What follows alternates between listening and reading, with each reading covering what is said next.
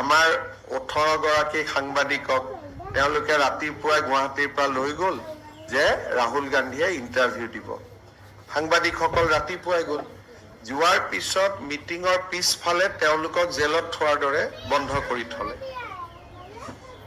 আৰু বন্ধ কৰি থৈ পেলাই ওলাব নিদিলে, দিনত ভাতো খাব নাপালে।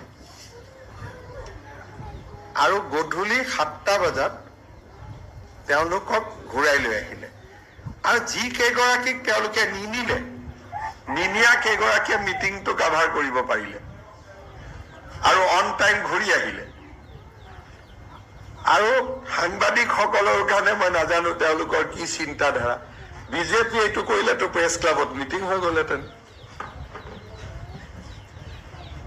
সেইকাৰণে প্ৰেছ ক্লাবক ময়ে ৰিকুৱেষ্ট কৰিম, কাৰণ আমাৰ অসমত তেওঁলোকে কংগ্ৰেছে 18 গৰাকীকৈ সাংবাদিকক পানী টানি পাইছে নাই, মোৰ সেইটো ডাউট আছিলে।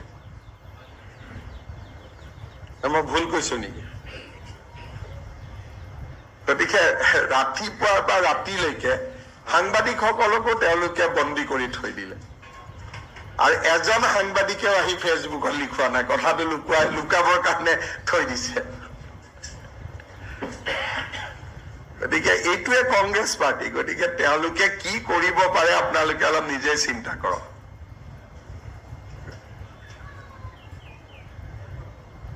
গতিকে 18 জনক লৈ গৈ ৰাতিপুৱাৰ পৰা গধূলি গোটেই কিন্তু মানিব লাগিব, এজনে আহি ফেচবুকত লিখা নাই।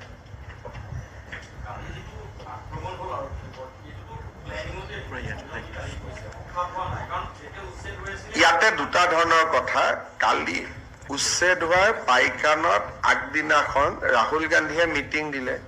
ৰাহুল গান্ধীৰ মিটিং শুনিবৰ কাৰণে গোৱালপাৰাৰ পৰা মানুহ আহিলে। মিটিঙৰ পিছতে তেওঁলোক পাইকানলৈকে গ'ল। আৰু মই যোৱাকালি কৈছোৱেই যে জিলা পৰিষদৰ সদস্য এগৰাকীও আছে কংগ্ৰেছৰ। ৰাতি তেওঁলোকে পাইকানৰ মানুহক উত্তেজিত কৰে।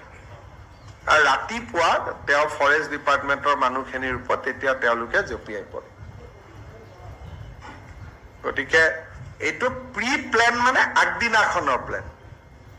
সেইকাৰণে অসম পুলিচে চাই আছে যে ৰাহুল গান্ধী আৰু খাৰ্গেৰ প্ৰভোকেটিভ ভাষণৰ ইয়াত ইম্পেক্ট আছিল নেকি। থাকিলে আমি তেওঁলোককো মাতিব লাগিব পিছত, কাৰণ আফটাৰ অল এজন মানুহৰ মৃত্যু হৈছে আৰু এজন মানুহো খুব সংকটজনক অৱস্থাত আছে।